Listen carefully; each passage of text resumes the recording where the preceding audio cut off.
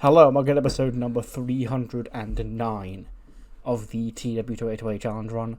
This is going to be Friday Night SmackDown for week 3 of November 2022. And tonight we have a SmackDown Tag Team Championship match when DIY put the titles on the line against La French Connection. We have, unannounced, because we don't know who the participants are, but we will have a War Games Advantage main event when a person from Seth Rollins' team takes on a person from the Bloodline. We also have a big tag team match between the Limit Breakers and the Reunited Cyclone. We have Matt Riddle, if he can find a partner, taking on Grayson Waller and The Miz. And we have a singles match between Gigi Dolan and Tamina, along with a whole lot more, as long as that cliffhanger that we got left on last week's show. Without any further ado, let's jump straight into tonight's show. Seth Rollins comes out. Obviously, he's got his plan B by his side, Jacob Fatu. And he goes, I got you, Roman, I got you right in the palm of my hands, big dog. You know, the big dog, you know. He thought he was smart. He thought he could outsmart Seth freaking Rollins. Well, let me damn tell you, you can't, because your bloodline hates my guts so much that they come to the show even when you say, don't bother coming to the show. Now, I just saw last week, Seth freaking Rollins, the WWE Champion, the Visionary, the Revolutionary, all that, defended his championship in the main event against that guy, LA Knight. And then the Usos and Jacob Fatu came out, and oh boy, did they not want to touch their baby brother. You know, I saw you, you didn't want to lay hands on my plan B. You only wanted to come swinging for Seth freaking Rollins. Well, let me tell you, this isn't a bloodline. He may be related to you by blood, but he's not family. And he's going to tear all four of you apart, and whoever else you dig up to be on your team at Survivor Series, he's going to tear them apart in that cage. He'll show no remorse like you showed remorse last week. Now. Enough about the plan B. Let's get to the big old elephant in the room here, ladies and gentlemen. Seth freaking Rollins, do you have more visionaries under your wing? Well, let me tell you something. I've not been, the most honest person in recent weeks, but you can tell me, you can trust me 100% that no, I have not aligned with the 3 young men that came here last week. Hell, I barely even know their names. But what I do know is this, 3 hot rookies, all from NXT with a chip on their shoulder, coming together round about November, getting paid off by the WWE Champion, and forming a temporary alliance. Doesn't that sound familiar, Roman? So no, the man known as Buster Gates, the man known as Nebo Barnes, and the man known as Rufus Hamlin, those are not disciples of the Visionary, like my plan B, my right-hand man here is. They are simply the final pawns in my War Games team. Because if there's one thing Seth freaking Rollins likes more than being WWE Champion, it's helping people get the one-up on the Bloodline, because, this whole Bloodline shtick is getting old, and it's time we got some new blood around here, and those 3 are going to be that revolution. But tonight is not about them. I've left them on screen. Please ignore that. They're not actually in the segment. I want to specifically make sure they're not on every week to keep a bit of a mystery about them. Tonight is not about them 3. Tonight is about War Games. And tonight is about who will get the advantage heading into War Games. And let me tell you this. Tonight, one member of the Bloodline will face one member of Team Rollins for the advantage. So who's it gonna be, Roman? Which one of your Bloodlines is gonna have to find the balls to stop my plan B, your little cuz, the Usos' little brother, Solo Sikoa? So a big match, Solo actually, I don't think he's actually wrestled on the main roster for me, but he's in the main event tonight for a War Games advantage. He's fighting for Seth's team of Seth Rollins and 4 people who have never wrestled on SmackDown. So we've really thrust them into the deep end, but, it's a huge spot for them. It's the fucking 10 years of the Shield, and that's not a bad place to make your pay-per-view debut, if not your entire in-ring debut. Like, even if you end up losing, that's still a gigantic spot to debut them in. But we will see who will answer the call to fight, because, they were all hesitating to fight Solo last week. I think the only person who touched him was Jacob Fatu, and that was only when he was provoked because Solo threw one of the Usos down or whatever. I specifically made sure to mention that they all jumped Seth, so yeah, that's an angle that we're approaching head on tonight. Is do the Usos or anyone with the bloodline want to beat up one of their own?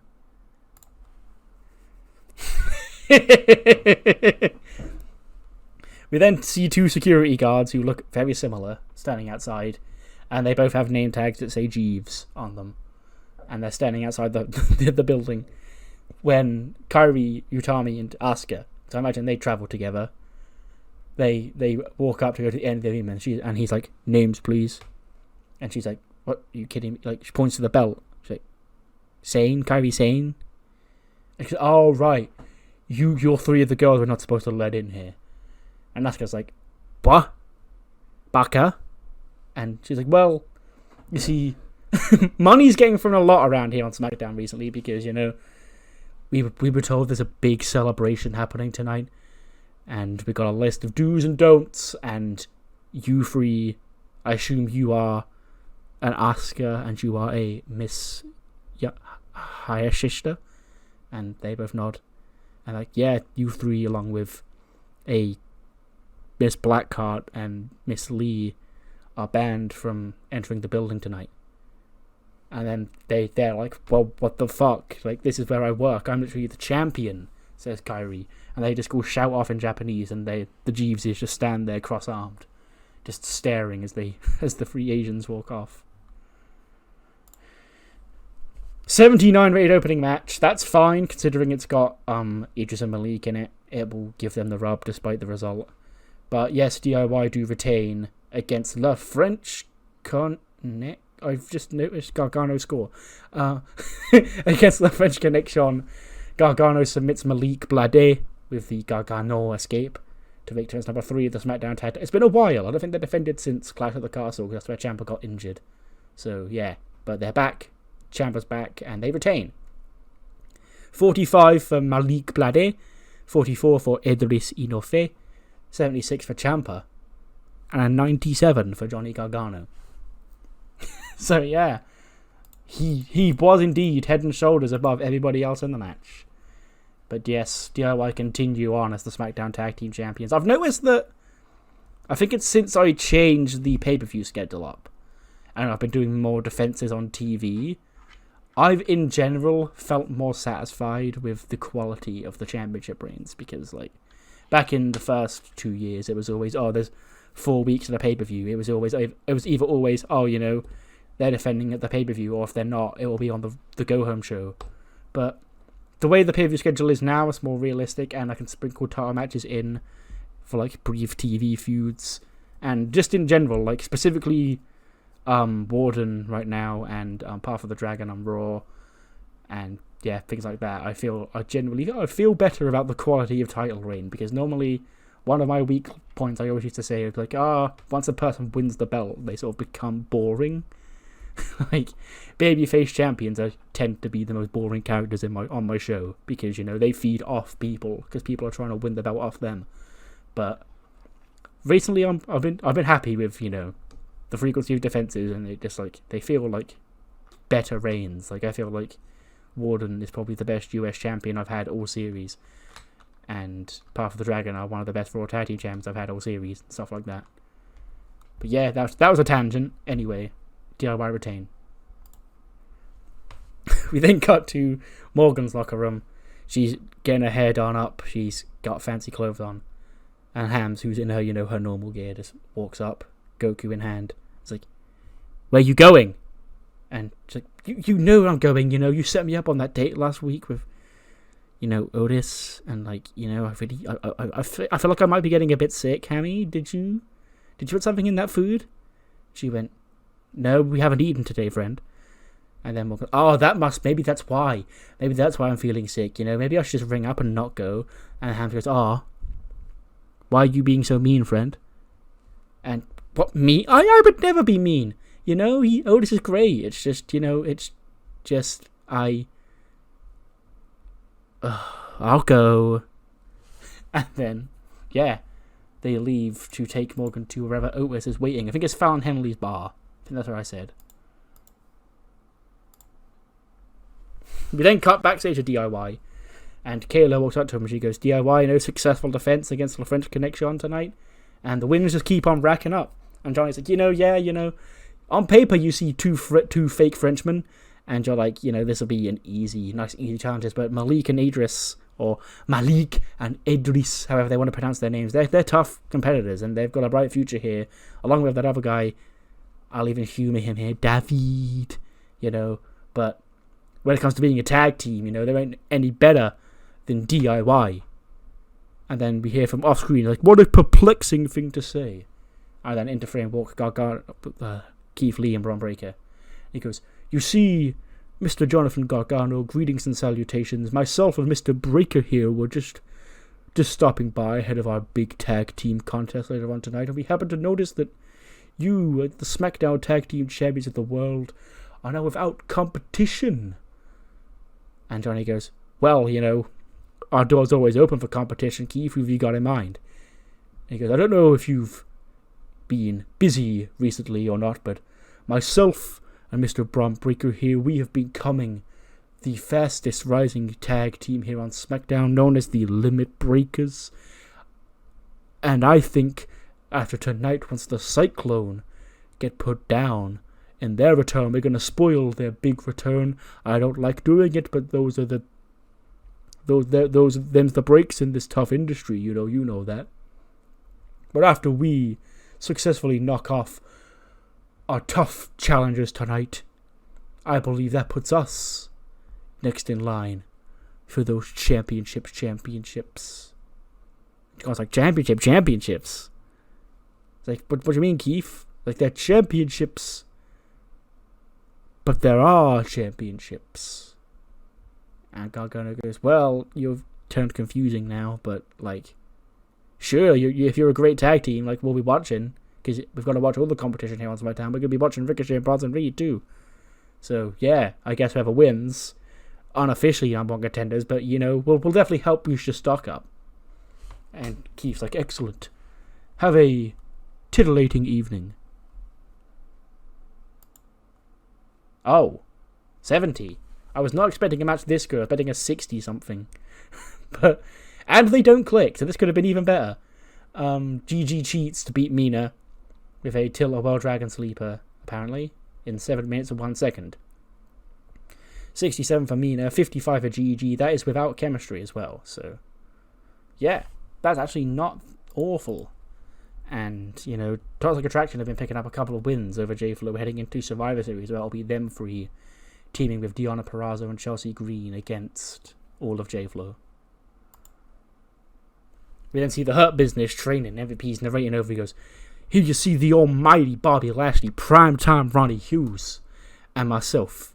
Hi, I'm MVP, founder and co-CEO of the Hurt Business, and we have been looking to bolster our ranks because we recently lost a member of our group, Bronson Reed, the colossal Bronson Reed, took his talents elsewhere here in WWE, and we have all the respect in the world for that. If you ain't 100% mind in the game of the Hurt Business, we don't want your business, okay? And that's why myself and the almighty, we found our next recruit for the Hurt Business.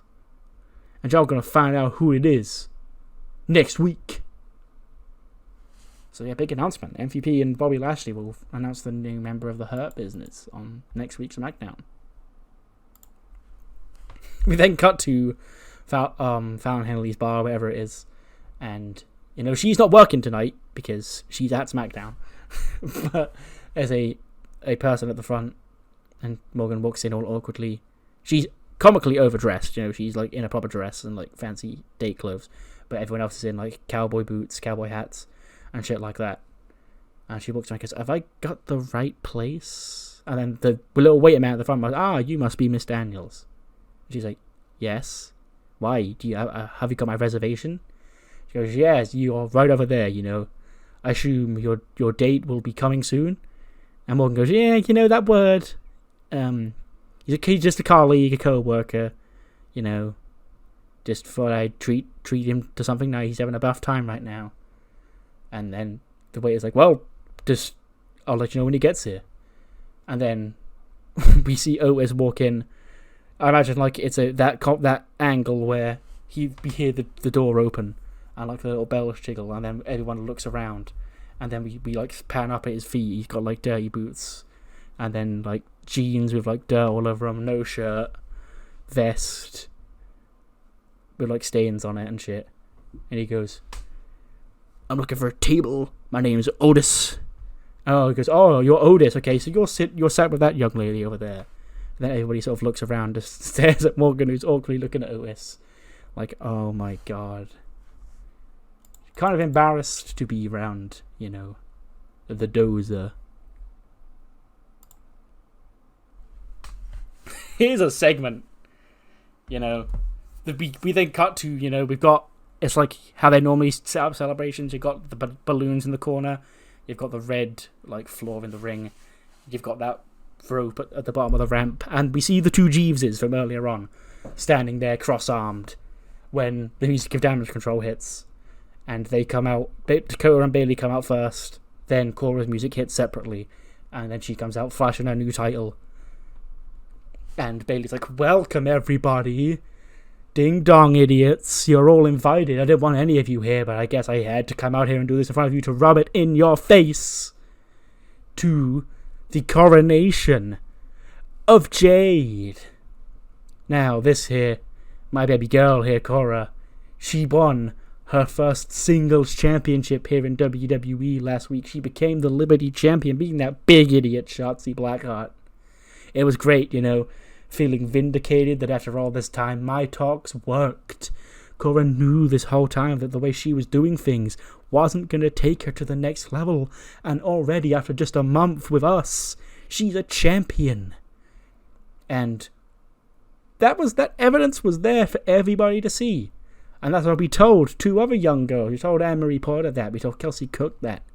And now they seemed to see the light, because please welcome our special guests, best friends of the Damage Control group, and the two women who will align with us to dominate Kairi, Asuka, AJ Lee, Utami, and Shotzi, those big idiots, at Survivor Series.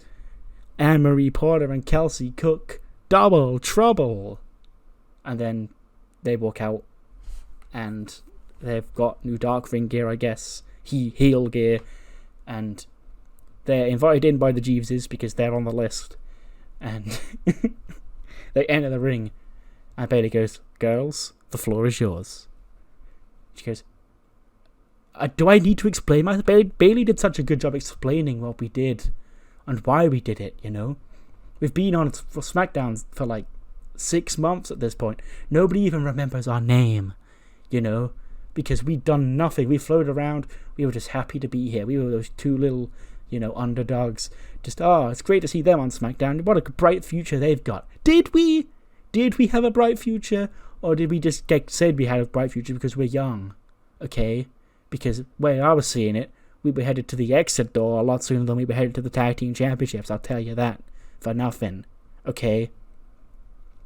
So then, seeing Cora's overnight success as a member of Damage Control, it motivated me, and it motivated Kelsey. We had a talk, and we thought, maybe this was right.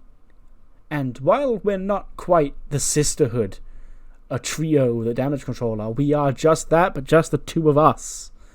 And if those three can dominate, us as a pair can also dominate.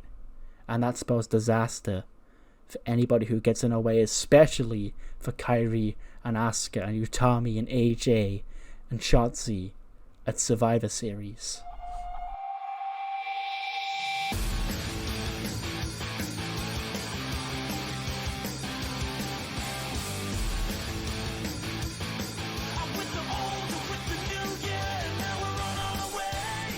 Out comes Candice, and she goes, look, Bayley, do you, okay, right, I know, I'm not any of those women you just mentioned, but, like, come on, hear me out here.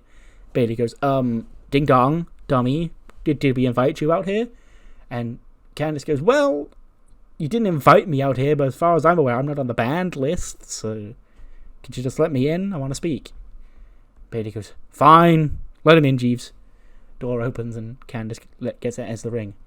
She goes, look, I feel like I know you very well, Bayley. Yeah, me and you, we were a tag team earlier this year, you know, back at WrestleMania. Me and you challenged for the WWE SmackDown Tag Team Championships. The Women's Tag Team Championships even, not SmackDown. And all that time, you know, me and you had this thing where we'd both been what you are now, and then overcame that and became better versions of ourselves because of it, and then we were growing as friends, as people.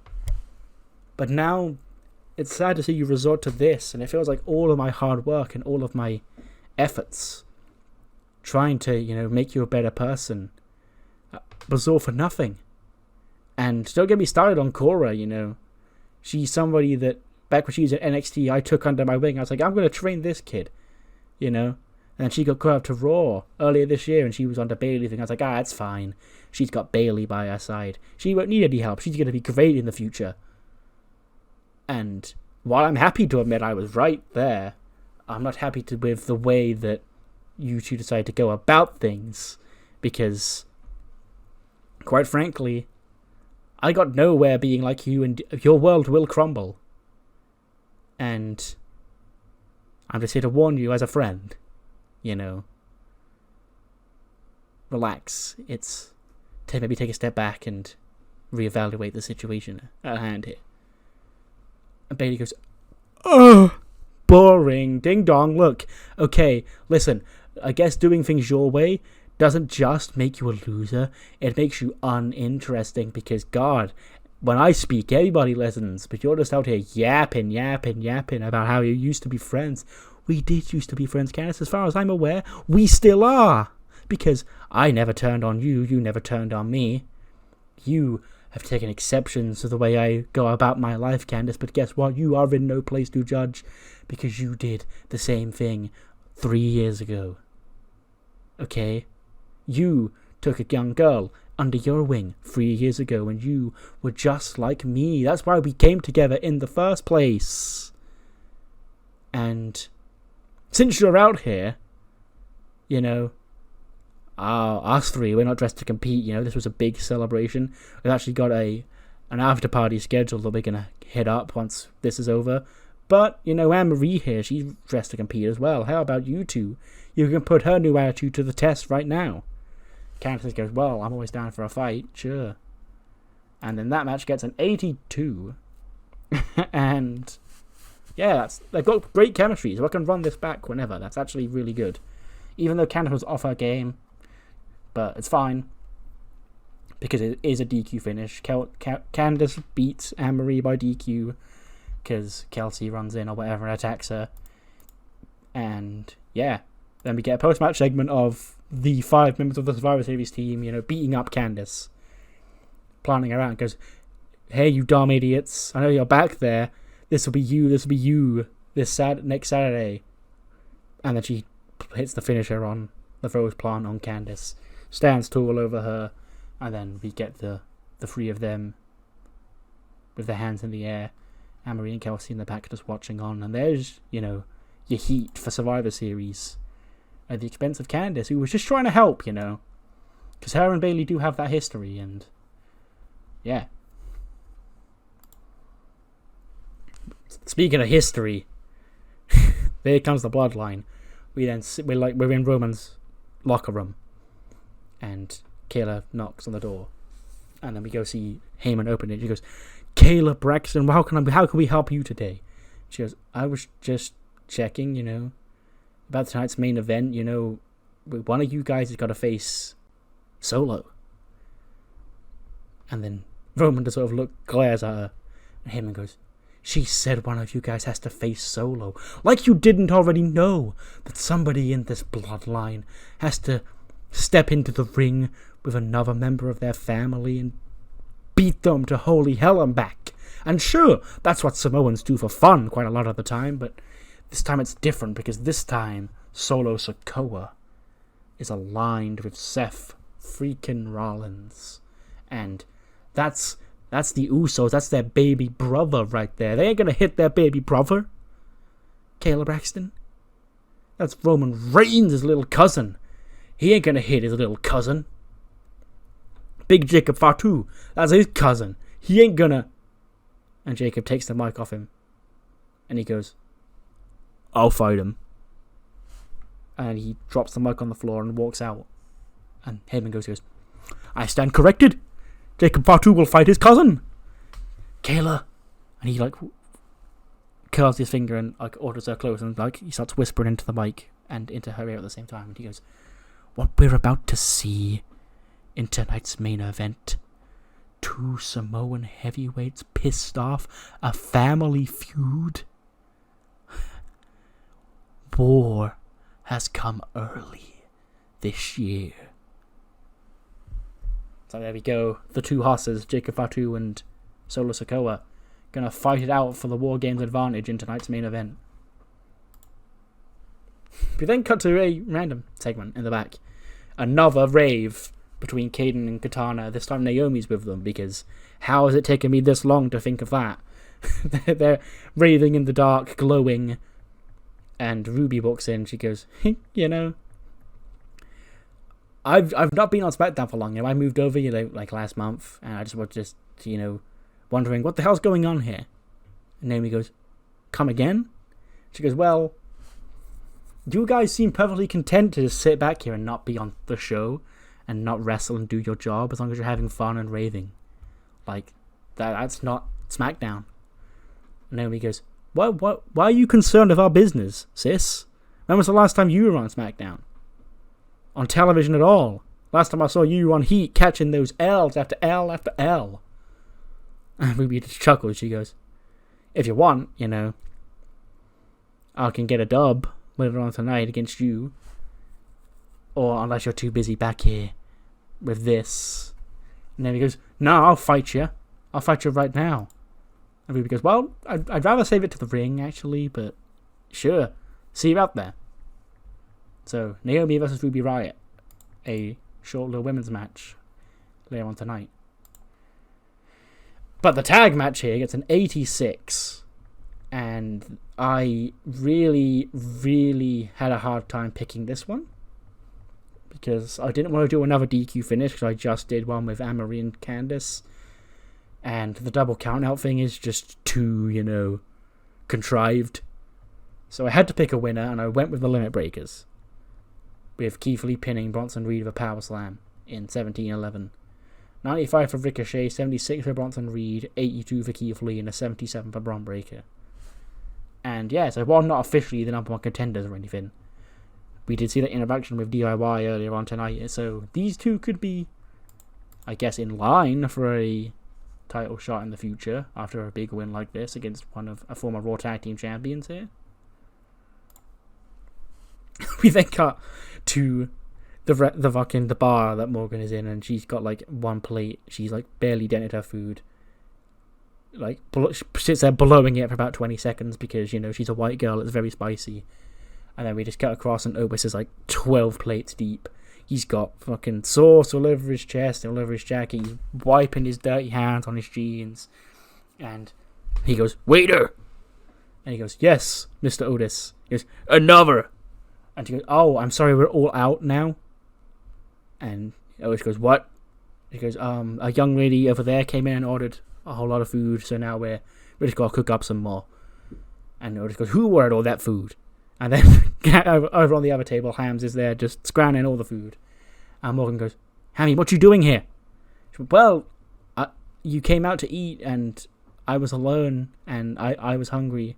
And Morgan's like, but go away. Don't interrupt on my date. And Ham's like, oh, so now it is a date, friend. I see. And she winks at Morgan and walks off. She's like, oh my God, I'm surrounded by idiots. And Otis is like, maybe if you sat back and relaxed, maybe you'd have a better time. And she goes, maybe. Yeah. Regal Coalition. He goes, last week, it was one hell of a war. Ilja Dragunov stepped toward Dunne and tried to become the United States champion. And now the whole world has been able to see what I've known about this Shah for so long. And that is that he is the future of WWE. He is a future United States champion, a future WWE champion. But now it's not about the Shah. Now it's not about Joseph Connors. Now it's not about my own son, Charlie Dempsey. It's about these two, Rip Fowler, Jagger Reed, the grizzled young veterans. It's about over on Raw, the Ring General, Gunther, and Dudley Davis and Pete Dunne, taking on the OC at Survivor Series. So, if Finn Balor can invite AJ Styles over to Monday Night Raw for a tag team match, I think it's only fair that I invite one of my guys from Raw to SmackDown. So how about it, AJ? Next week, just 24 hours before Survivor Series, you can go 1-on-1 with the Ring General, Gunther. Monster match set for next week. AJ Styles against Gunther. Speaking of monster matches set for next week, we get a clip of Big E at his barbershop. He went there in real life when he won the WWE title. So, yeah, we'll just take him there. Kofi's just singing in the background like, Trick does in the Trick and Mello ones. And he's running down Carmelo Hayes. He says, Carmelo Hayes, he's one talented kid. When he first came to WWE, I saw that kid in NXT and I thought, this kid's a star. But now, he's come up to SmackDown. I've just realised now that I forgot to put Xavier Woods in this segment. He's also there. I just didn't because he hasn't won a world title, so he's not been really a part of the feud so far. But he is here. And they're like, yeah, you telling me. He goes, now, this little kid, Money in the Bank, wants to make his name at my expense. Nah, that ain't happening. See, just over 2 months ago, I was the WWE World Heavyweight Champion. And I, since coming over to SmackDown, have demanded I will get the World Championship back, and that currently rests around the waist of Seth Rollins. And beating Mr. Money in the Bank is one way to remain in contention, to get myself back to the mountaintop that I worked 10 years to get to. So, Carmelo Hayes, you want to spend your first 12 months knocking off any former world champion you can? How about I knock your ego back into place next week, when you realize you bit off more than you chew, stepping to Big E?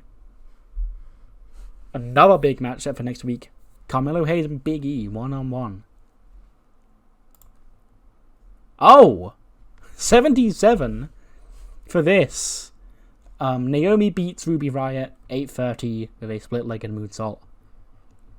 And yeah, that's a match we need to fill time, and I wanted to get another women's match on, so this happened.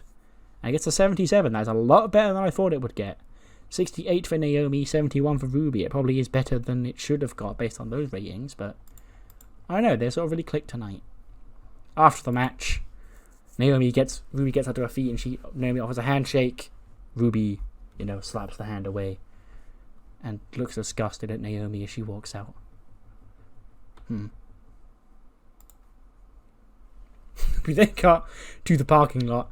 Bailey's high-fiving the Jeeveses and, saying goodbye. Thanks for so much security. We beat up that big idiot Candice, I'm now thankful to actually let her in.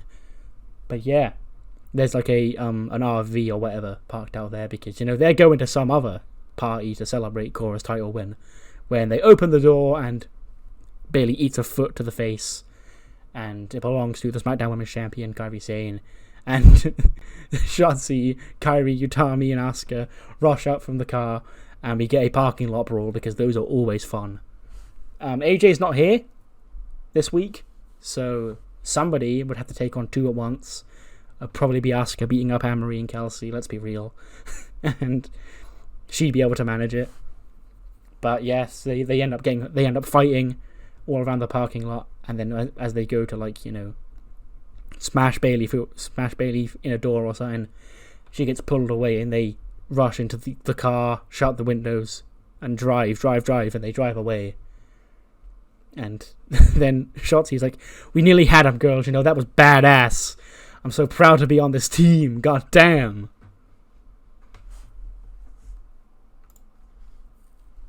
Speaking of being on teams, The Miz and Grayson Waller in the ring. And then Matt Riddle comes out on his scooter alone. And he's at the top of the ramp, and he's there with his music playing. He's like just rocking out with his bongos and his scooter. And Miz is like, well, would you imagine my shock? It turns out Matt Riddle here can't find a friend. Nobody wants to be friends with this idiot. That's right, mate, you know. Grayson Waller, you know, me and The Miz, they're two fine specimens. You know, everyone wants to be friends with us. Hell, I think I've got about 20 new followers just from Riddle's entrance alone. But, you know, Riddle, give him a week, he can't find anyone. Lad, come on. Riddle goes, "Oh, that's very funny, bro, but I actually did find a partner, bro. And you're gonna be surprised, because Hit Bro is alive." Then Hit Bro's music hits, and Swerve comes out, and he's like, no the fuck it isn't. I'm not being your partner. Go away. Like, leave Hit Bro alone. Like, it's not a thing. It's never going to be a thing. Riddle goes, "Calm down, bro. I will say Hit Bro is gonna be a thing, bro, but, you know, Hit Bro is not just Matt Riddle and Swerve, bro, no. You know, it's a whole gang of people." That's when Top Dollar steps forward, and he shakes Matt Riddle's hand, and Swerve's like, "What the fuck, AJ? Like, what are you doing?" He goes, "Yeah, it's good. Banger team, you know, just to really get my name out there." And then Top Dollar and Matt Riddle head to the ring. I imagine B-Fab and Ashanti follow them at ringside. And Swerve just looks on confused on the ramp. And then eventually just shrugs his shoulders and goes, "Well, fuck it, I've got to stay out here too." We then get the tag match, gets an 82. And yeah, Hit Bro, the dream team, Matt Riddle and Top Dollar defeat Grayson Waller and The Miz. When Top Dollar pins Grayson Waller, I guess. 53 for Top Dollar, 89 for Matt Riddle, 80 for The Miz, and 61 for Grayson Waller. And then, after the match, Riddle's got his bongos on, he's smacking his bongos, he's in tune with the Hit Row theme song, and Swerve and Ashanti and B-Fab are dancing around. And then Swerve's in there, he's like, "Cut the music." And he goes, him and Riddle just stare at each other. And Riddle's like, "Come on, bro. Come on, Hit Bro." And Swerve just looks down in disgust, shakes his head, and like he's gonna smack Riddle, but then the lights go out.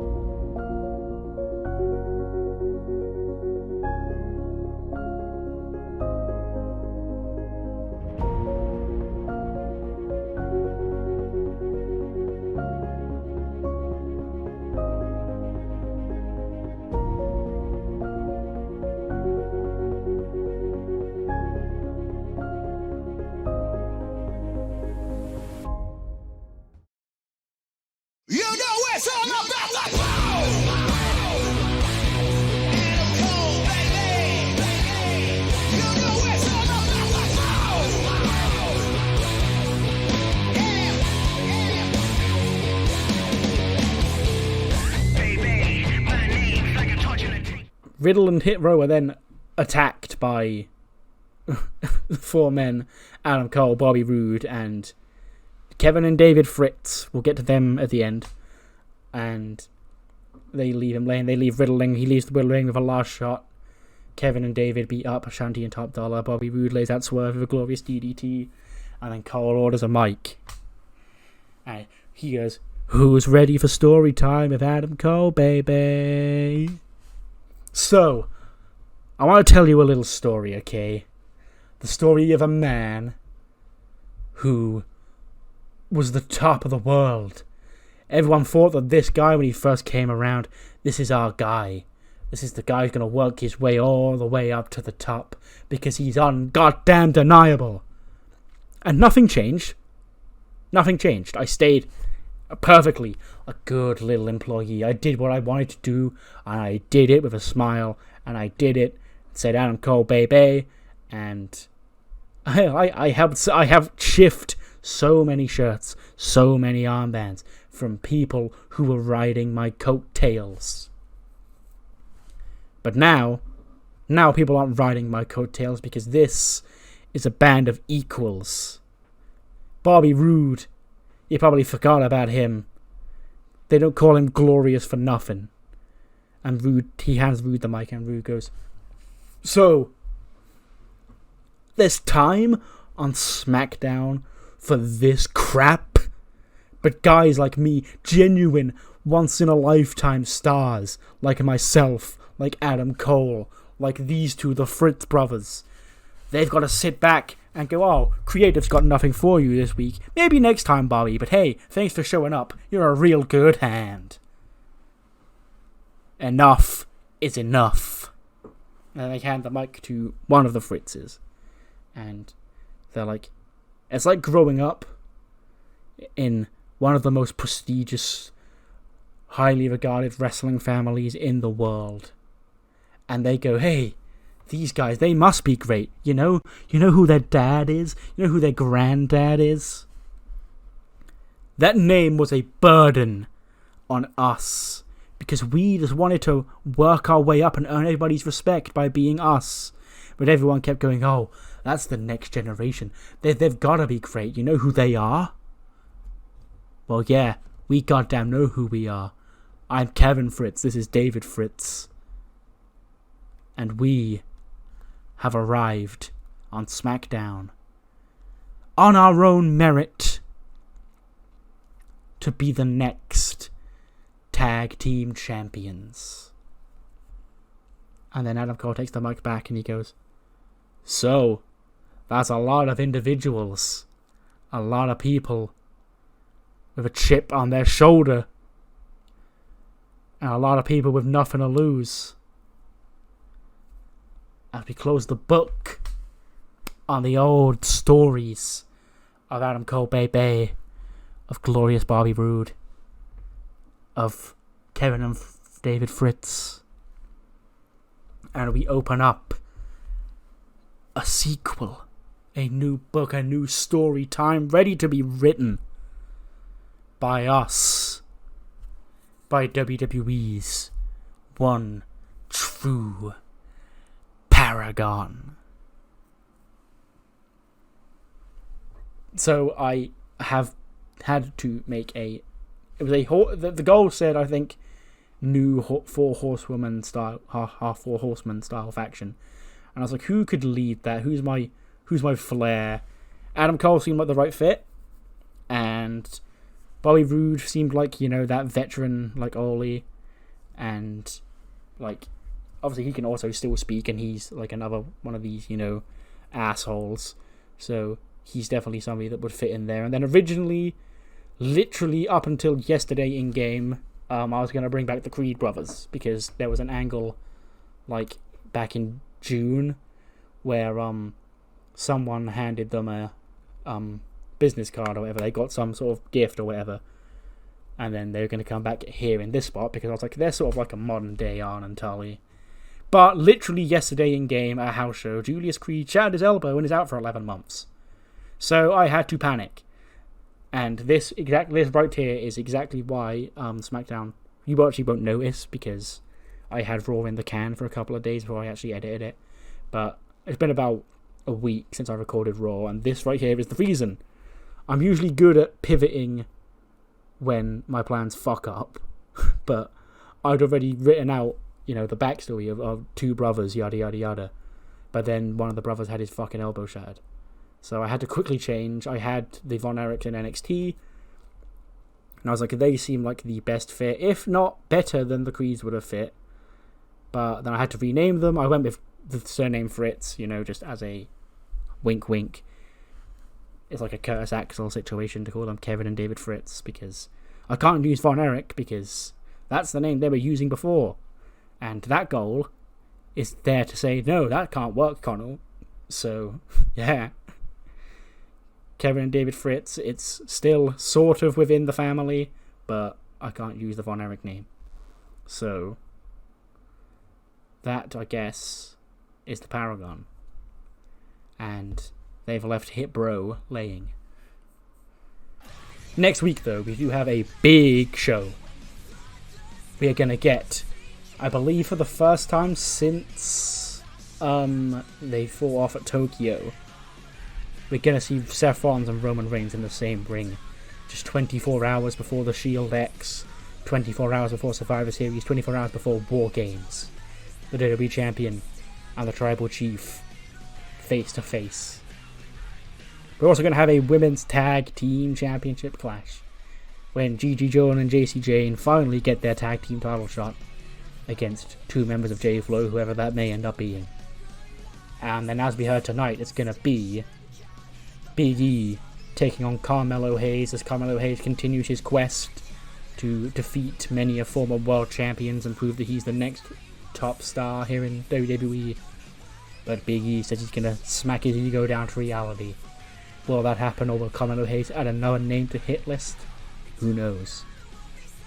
But what we do know is that MVP earlier on tonight, alongside the almighty Bobby Lashley and primetime Ronnie Hughes, will unveil the newest member of the Hurt Business. And we had a huge match from William Regal. AJ Styles collides with Raw's Ring General, Gunther, as a make-good for when AJ went to Raw on the roof this week. And finally, yes, there's another match. A fatal four-way exciting clash to determine who will be the next to face off with Warden for the United States Championship, as Cesaro, Swerve Scott, Matt Riddle and Angel Garza all duke it out for a chance to be the United States Champion. And then we now have it confirmed. At Survivor Series, 10 years since the Shield first arrived in WWE, Seth Rollins and Roman Reigns will lead their respective teams to war, as Seth Rollins, the WWE Champion, teams with his Plan B and Roman Reigns' other cousin, Solo Sikoa, as well as the Riley trio of Buster Gates, Nebo Barnes and Rufus Hamilton, to take on Roman Reigns' bloodline of himself, the Usos, Jacob Fatu, and as a fifth member of the team, yet to be determined. We then cut back to Fallon Henley's bar, and, the waiter's like, here's your bill, miss. And she goes, that's a lot, okay? Like, I know Otis ate a lot, and, look at him, But, can you not, reduce it, Fallon's our friend, And, Hammy was gonna pay, but, she left because I told her to, so I kind of made a boo-boo. Can you just let us off for free? And then he goes, anything for a friend of the family.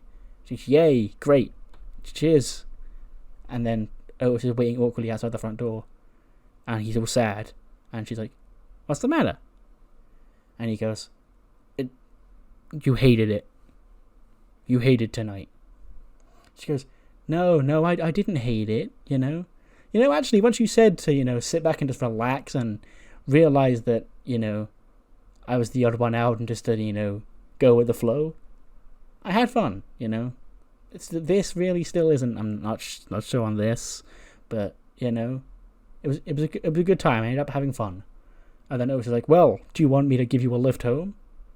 And she's like, well, where's your car? And then there's some fucking big, like, probably an actual genuine distractor. And it's like, this is what I drive. And she goes, on second thought, you know, it's just down the block. I'm really okay walking. And Ellis goes, okay, well, goodbye. And Morgan's like, goodbye. And it's like really awkward because they're still not sure. They're like, you know, Otis still thinks that Morgan hated it. And Morgan's sort of like, did I hate it? Because it's Otis. He's sort of like, he was disgusting. And then Otis drives off on his tractor. And Morgan's like, oh, okay, well, that's over. Better ring Hammy. Picks up her phone, starts walking off. Phone to her ear. It's like, come on, Hammy, pick up. When she walks past a dark alley and we see somebody standing down there. And then she sort of feels like someone's staring and turns back around and looks. But then no one's there. So she just shrugs it off, like, maybe I'm just imagining things. Keeps walking. And then walks past another dark alley. And this time the person's there. And they're like black clad and they grab her and pull her into the chair. It's like, have a good night. And then laugh as they pull her into the darkness.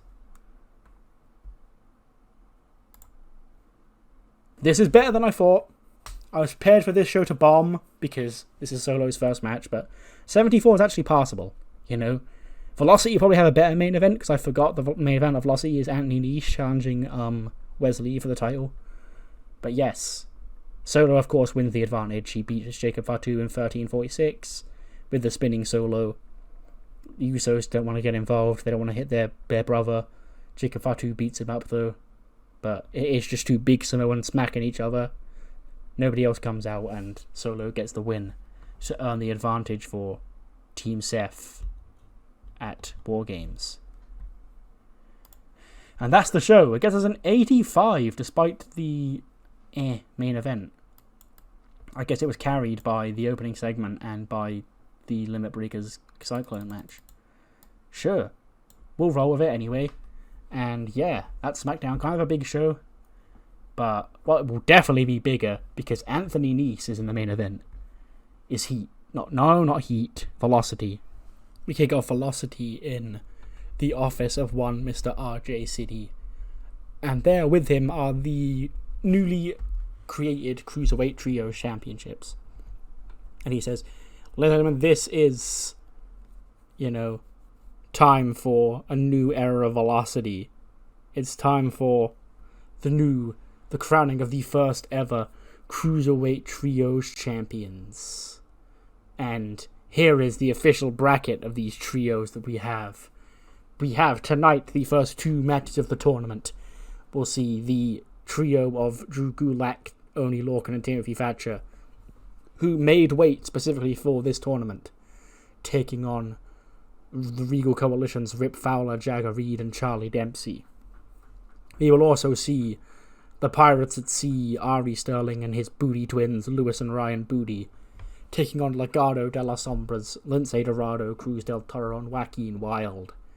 And then on next week, we're going to have the trio of Noam Dar, Gregor Ferguson, and Lennox Duncan, the Lady Killers, will take on the undisputed trio of Roderick Strong, Kyle O'Reilly, and Bobby Fish.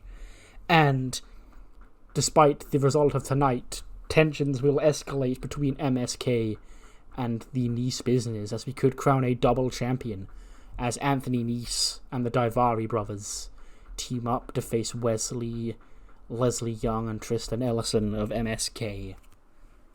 So that first match is tonight. That first match is right now.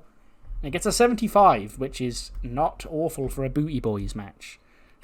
But it's Legado, you know, the established three main roster guys who beat Ari Sterling and the Booty Twins when Lindsay pins Ryan Booty with a link salt.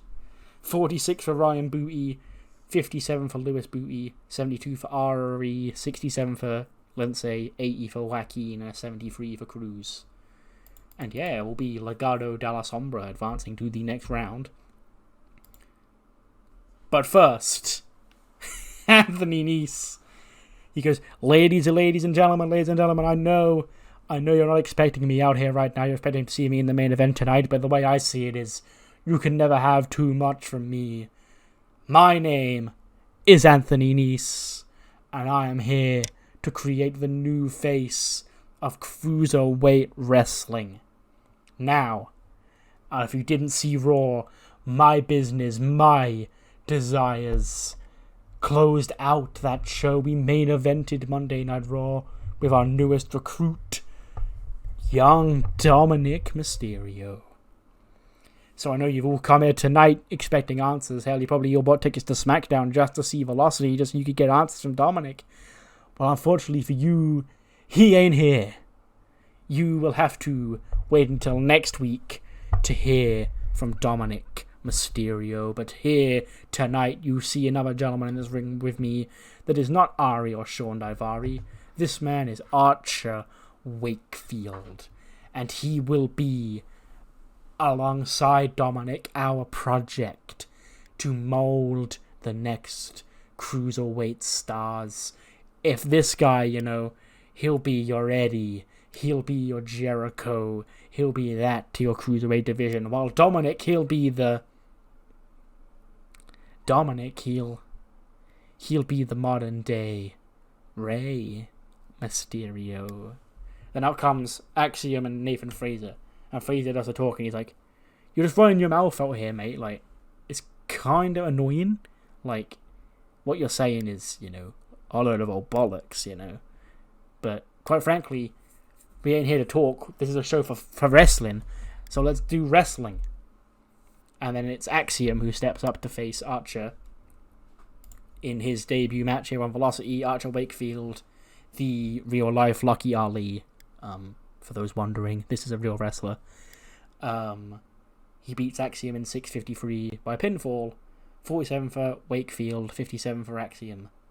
And yeah, I know I've introduced a lot of new cruiserweights, but like none of them are actually on Raw or SmackDown. They're just on this exclusive cruiserweight show to help establish them, really. But then after the match, they leave Axiom laying, and they go to attack Nathan Fraser as well when MSK run out. And for once, the Nese Business are outnumbered because Dominic's not here, so it's 4-on-5. They flee, leaving just Anthony Nese and Wes Lee in the ring for the... No, I spoke too soon because I forgot the other trios match was here. Well, that segment does happen, but I guess they just announced that the rest of the Nese Business will be banned from ringside. But in the other trios match tonight, it is Timothy Thatcher, Oni Lorcan, and Drew Gulak who beat the Regal Coalitions of Charlie Dempsey, Rip Fowler, and Jagger Reed when Oni submits Charlie Dempsey with a half stranglehold. 70 for Oni, 84 for Gulak, 85 for Thatcher, 72 for Jagger, 78 for Rip, and a 37 for Charlie Dempsey.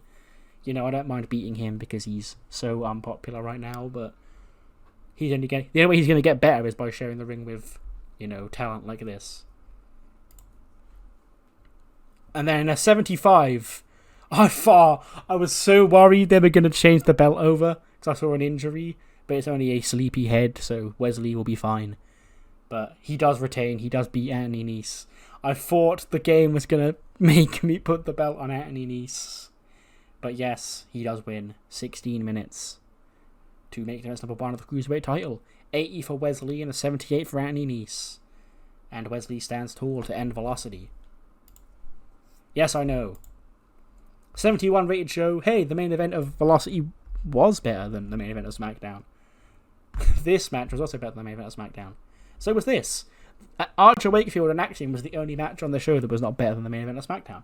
Anyway, what matters more than any of that I just said is what you thought of the show. Mainly SmackDown, but also Velocity. So do let me know what you thought in the comments below. And I'll see you next time for Raw, the go-home show for Survivor Series.